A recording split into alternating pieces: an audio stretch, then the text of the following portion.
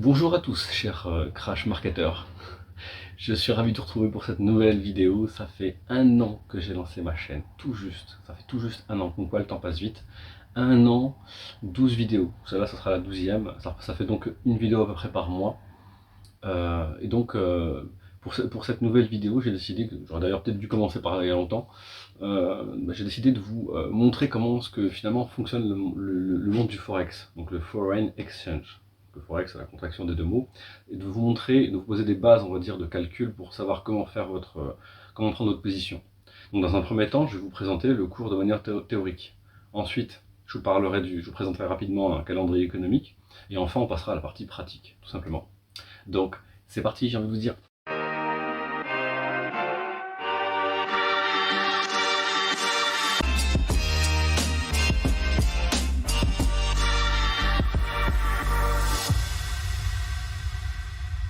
Quand on fait un investissement sur le marché du Forex, on va dire que je crédite le compte de Forex de 100 000, 100 000 euros. Comment vous dire? Alors, on va dire que vous prenez par exemple la parité euro-CHF. Euro/CHF. Bon, d'ailleurs, je vais même supprimer, je vais directement écrire CHF. Hop, voilà. Euh, vous avez donc un 1 euro, 1.0000. Donc les 4 chiffres après la virgule sont ultra importants et je vais vous expliquer pourquoi. Donc ça c'est pour 1 euro, équivalent de... Qu'est-ce que c'est que ça?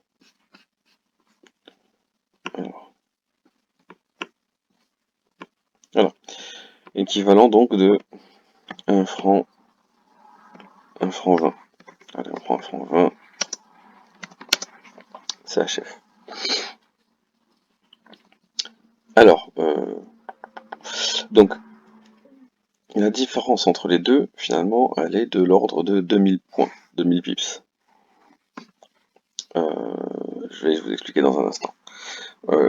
Pour vous expliquer comment est-ce qu'on réfléchit finalement avant de prendre position, c'est ultra important. Il faut que je vous donne un exemple assez concret. On est en 2010, on va dire, et on a la Suisse qui exporte 60% de ses produits vers vers l'Union européenne, vers la France, vers l'Allemagne et vers l'Italie. Malheureusement, l'euro s'est fortement renforcé face au franc suisse et face au dollar, à cause de la crise des subprimes. Donc qu'est-ce qui se passe? Ce qui est en train de se passer, c'est que finalement, bah, les riches français, les riches italiens ou encore les riches allemands vont avoir tendance à consommer leurs propres produits de luxe. Euh, et donc, qu'est-ce qui se passe? Eh bien, il faut finalement que pour soutenir ces exportations, afin d'empêcher le chômage de monter, il faut la Suisse a décidé, donc la Banque centrale suisse a décidé d'abaisser sa monnaie. Pourquoi? Bah parce que si elle baisse sa monnaie, ses produits redeviennent concurrentiels avec les produits de la France, les produits de luxe donc allemands ou encore italiens. Et par ce biais, euh, cela va contribuer à soutenir les exportations suisses. Donc, pour le coup, vous avez une dévaluation qu'on peut estimer, par exemple, je donne un exemple, hein, à 1,3500. 1,3500 CHF. Donc la différence entre le franc suisse et entre le cours actuel du franc suisse et le cours prévu une fois que la dévaluation aura eu lieu, bah, il est de 1500 points. 1500 pips. Voilà. Alors pour comprendre, hein, hop là, vous avez là, je vais vous mettre en jaune, vous avez là, ce quatrième chiffre après la virgule dont je vous ai parlé tout à l'heure, bah, il est important parce qu'en fait, sur la base d'un investissement à 100 000 euros, il représente 10 euros. Ce simple petit point qui passe de 0 à 1, donc de 0 à, j'ai le plus clair là, hop, à 1.0001, et en fait, donc ce petit point là, hop, il vous rapporte 10 euros. Donc là, comme on est à 1 franc 20 jusqu'à versus un franc 35, donc 1 franc 20 0,0, ça fait de 2000 à 3500, ça fait un quart de 1500 pips. Et donc 1500 pips fois 10, hop, égale fois 10 euros, hop, égale 15 000, 15 000 CHF, pardon. Petite précision qui n'est pas des moindres. Donc là, je vous ai donné, là je suis en train de vous poser une base de calcul. Ce qu'il faut comprendre, c'est que les 10 euros que je viens de vous, que je viens de vous montrer sont basés sur la base de l'investissement à 100 000 euros. Si l'investissement est égal à 100 millions, hop, hop, à 1 million, pardon, 1 million d'euros, bah finalement le PIPS, hop, égale 100 euros. Voilà. Et à l'inverse, bien sûr, on monte, hein, si on monte à 10 millions, bah, le moindre pips vous ramène 1000 euros. Hein. Et donc à l'inverse, si hop, je descends à 10 000 euros, hop, égale, donc 1 euro.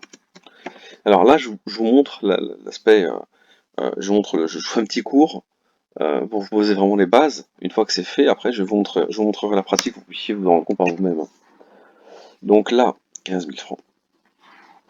Bien sûr, on a également ce qu'on appelle hop, les stop loss qu'il faut programmer, take profit,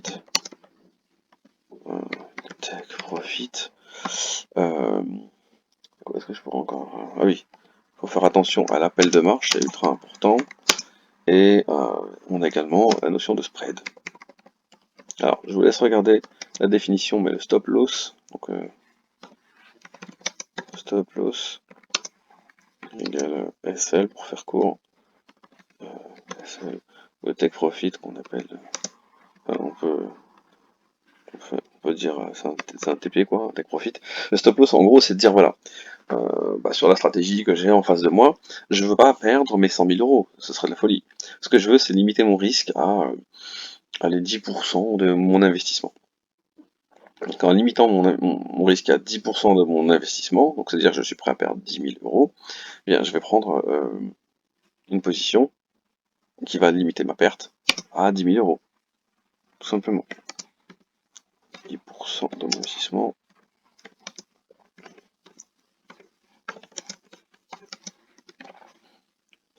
Et bien entendu, je veux prendre mon take profit dès que j'ai fait mes gains, quoi, tout simplement. Donc 10% c'est 10 000 euros. 10 000 euros sur un contrat dans le marché du FX, ça correspond à, grâce à un effet de levier, hein, parce qu'avec l'effet de levier, on peut démultiplier les gains. Donc sur le marché du Forex, il faut savoir qu'on a entre 2500 et 7500 milliards de dollars de transactions par jour, et on peut utiliser un levier de 1 pour 500. Donc on a une base, donc 100 000 euros, on peut investir jusqu'à 500 fois 100 000 euros, tout en limitant son risque bien sûr, et encore plus quand on met en place une stratégie d'option, on peut démultiplier davantage les gains, mais ça on y reviendra. Là je vous donne le cours basique pour prendre position. Donc quand vous prenez une position sur une plateforme, vous décidez de limiter la perte, par exemple, je peux le dire autrement, hein, je peux dire, au lieu de dire 10%, donc 10 000 euros, on peut dire également 100 points, par exemple. Donc si, par exemple, le franc descend à 1, il est actuellement donc à 1,200 CH, 1,20 CHF, donc moi, si il descend à 1,19 CHF, eh bien, je limite ma perte à 100 points, égal 100 pips. 100 pips. Donc pas de mauvais jeu de mots, même si c'est assez facile en l'occurrence. Mais voilà, 100 pips, et donc égal, concrètement, 100 pips x 10, ça fait 1000 euros. Ça fait 1000 euros. Voilà. Et donc moi je vais monter de profit. Voilà, dès que je suis à 30. Donc là, la target c'est un 35. Des fois il faut savoir être raisonnable et se dire voilà, je vise les 1,34. Ou alors, bon, des fois on atteint le 1,35, on va même légèrement au-delà avant que le marché ne retrace. Donc 35, bah, encore une fois, c'est de gagner, hop, bah, c'est ce que je vous ai dit là, voilà, 1,35. Donc c'est de gagner 1500 points. 1500 points égale donc 15 000 francs CHF de gain. Voilà, vous avez pris un risque avec un seul contrat, sans levier, donc vous prenez un risque de ne perdre que 1000 euros pour aller en gagner 15 000. Mais grâce à l'effet de levier, pour votre information, vous pouvez prendre 10 contrats et donc perdre 10 000 euros, hein, sont de risques dont je vous ai parlé tout à l'heure, 10 000 euros pour 10 contrats, et donc votre gain ne sera démultiplié par autant. C'est-à-dire que votre gain il va passer donc de 15 000 francs CHF à 150 000 francs CHF. Vous aurez limité votre perte à 10 000 euros. Donc vous serez resté grâce à l'effet de levier, donc dans la limite de ce que vous avez prévu, tout en étant allé chercher les 150 000 euros de gain. Et donc votre take profit, bah, comme je vous l'ai dit, hein, 35, 35, 35 CHF, soit 1500 pips pour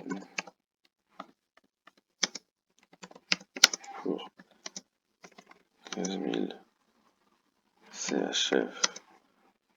Voilà. Alors, fois 10, fois 10 contrats. Fois 10 contrats égale 150 000 CHF. Et là, vous le voyez, vous avez largement dépassé votre investissement initial. Donc les appels de marge, ça se maîtrise comment?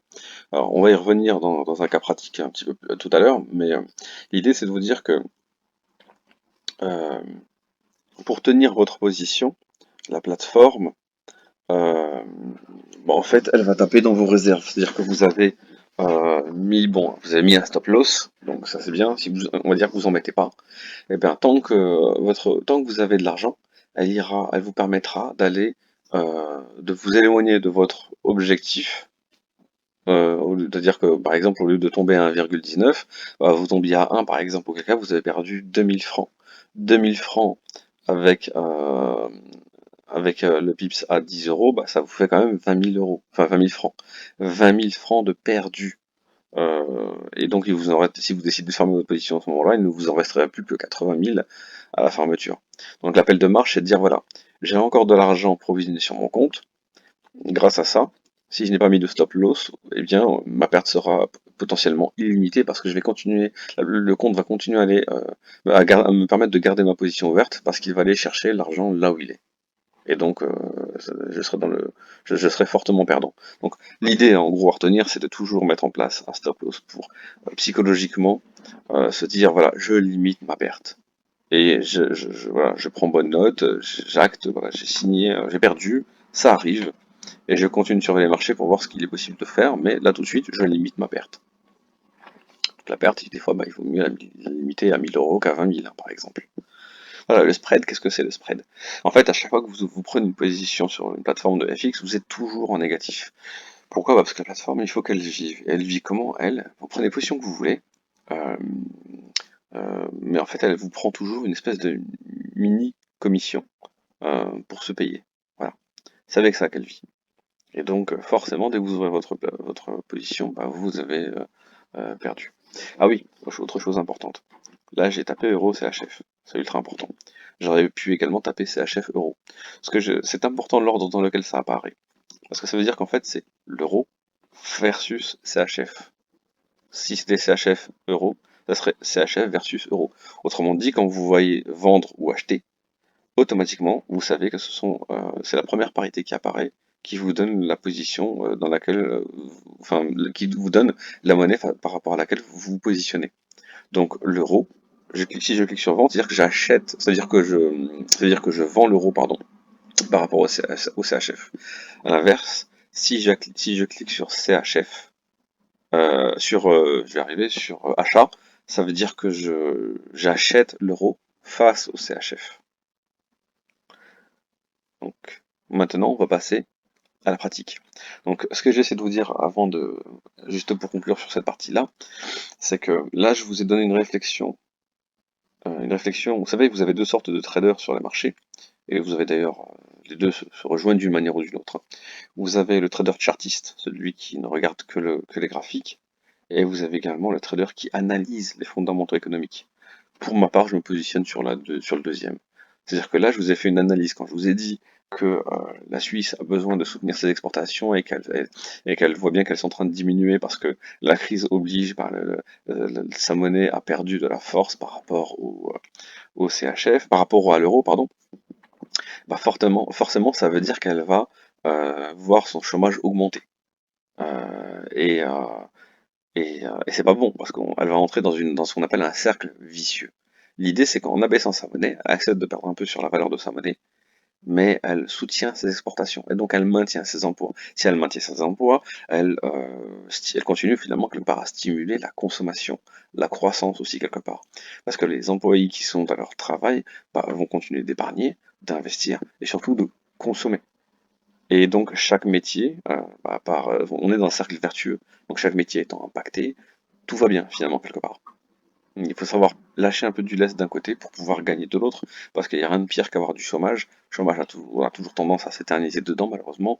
Euh, Preuve en est les chiffres du chômage en France versus la Suisse. Donc la Suisse, quelque part, elle prend la bonne décision quand elle fait ça. Ah oui, à propos de la Suisse. Il faut savoir que la Suisse, 70% de ses réserves en devises sont basées sur son stock d'or. 70%. Ce qui fait du franc suisse une monnaie très forte. Le dollar aussi également. Le dollar est une valeur refuge. Alors des fois on se dit mais je comprends pas. Il s'est passé quelque chose d'assez catastrophique et pourtant le dollar monte. Parce qu'en fait on a le dollar versus les autres parités, comme je vous l'ai dit, euro versus CHF, donc il y a dollar versus autres parités de devises, sachant qu'un échange sur deux dans le monde se fait toujours en dollars. C'est important, hein. En fait, vous avez également la possibilité d'appareiller uniquement sur le dollar, de l'acheter ou de le vendre. Pourquoi? Parce que comme un échange sur deux dans le monde se fait en dollars, ça fait du dollar une devise de refuge. Une valeur refuge, un peu au même titre que l'or quelque part. Voilà. Ah oui, alors l'exemple que je vous ai donné, hein, 10 euros, j'ai arrondi, c'est pour vous donner une base. Euh, Ça varie en fonction des devises ou même des matières premières. Par exemple, l'or, ça varie, hein, mais vous avez le PIB qui parfois est à 50 euros. Ouais, c'est énorme. Le moindre point de variation sur l'or qui est pris vous rapporte 50 euros. Eh oui.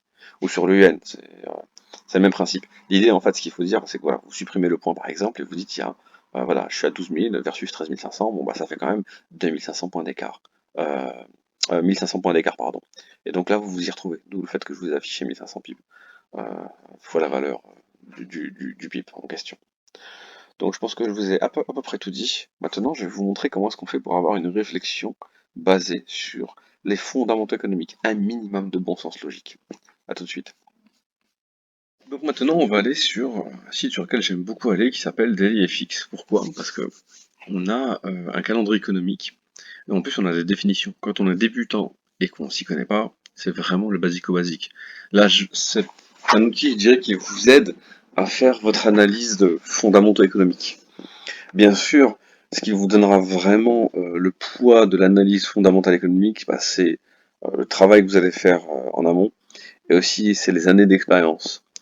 Euh, c'est important les années d'expérience parce que c'est grâce à elles que vous allez pouvoir vous souvenir de certaines choses qui se sont passées, aller les vérifier plus rapidement, et ensuite savoir comment vous positionner par rapport à ça. Donc là, ce qui est bien, c'est que vous avez la possibilité de sélectionner les news que vous voulez voir dans le calendrier économique, celles qui ont une importance forte, moyenne ou faible. Les faibles, en général, je les garde pas, ça m'intéresse pas. Donc là, je vais regarder ce qui va se passer dans les 7 prochains jours, donc, en gros la semaine qui arrive. Je vais essayer de trouver un truc sympa, euh, qui puisse vous donner une base. Il y a plein de choses, hein, vous voyez bien, il y a plein de choses, mais je cherche vraiment à voir des choses qui vont me parler le plus. Ça veut pas dire que le reste, je n'y fais pas attention, mais il faut que ça soit simple pour vous, pour un premier cours. États-Unis, on a des belles choses, ouais. Alors, voilà, qu'est-ce qu'on a? J'ai regardé ce qu'on a jusqu'à la fin de la semaine. Oups, je suis un peu trop vite. Alors, le pays, demande de prêt hypothécaire.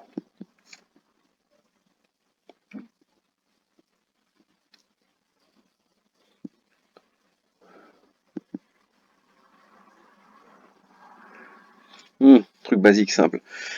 Demande continue d'indemnité de chômage. Alors, on va regarder pour voir la définition. Vous l'avez, d'accord? À vous de vous donner la peine de cliquer sur le petit côté là et voilà, de lire ce qu'il y a à lire pour vous en imprégner. Donc là, concrètement, on a le consensus qui est de 1302 et on a le chiffre précédent qui était de 1307. Donc déjà, il y a une baisse. Mais le simple fait de sortir au consensus, malgré la baisse, peut se traduire comme étant une bonne nouvelle.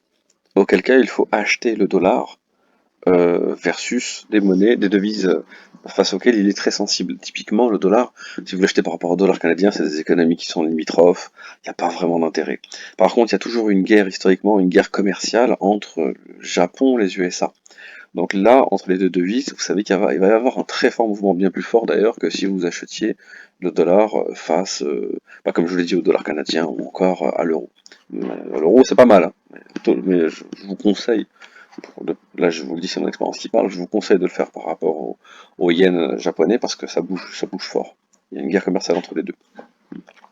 Et donc, qu'est-ce que ça veut dire? Ça veut dire que là, si les demandes d'indemnité de chômage sortent à 1302, donc c'est une bonne nouvelle, le dollar s'appréciera face au yen. Mais si les demandes d'indemnité de chômage sortent comme étant supérieures, ça veut dire qu'il y a plus de demandes de chômeurs.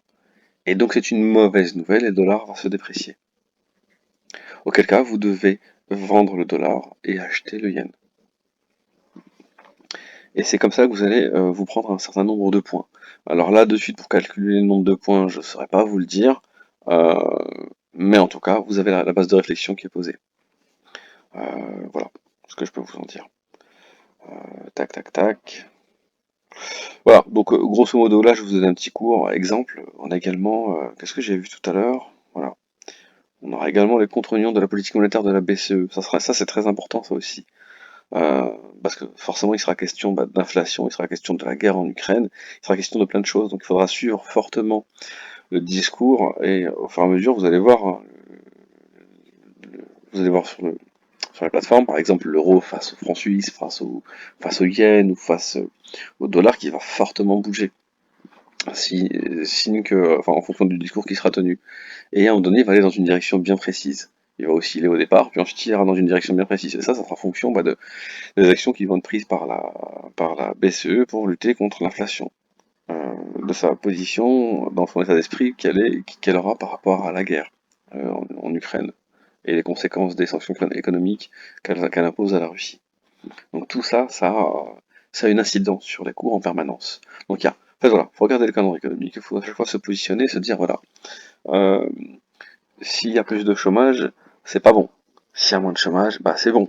S'il y a plus de prêts hypothécaires, donc quelque part c'est bon, ça relance un peu le crédit. Et à l'inverse, s'il y a moins de prêts hypothécaires, ça veut dire que les gens ont moins d'argent, ont peur, ou peu importe la raison, mais c'est moins bon. Ça veut dire ça veut dire qu'on est dans une espèce de marasme, sachant que la stagflation nous guette. Voilà, il faut passer il faut d'abord regarder ce qui sort comme news importante sur le calendrier économique avant de prendre position.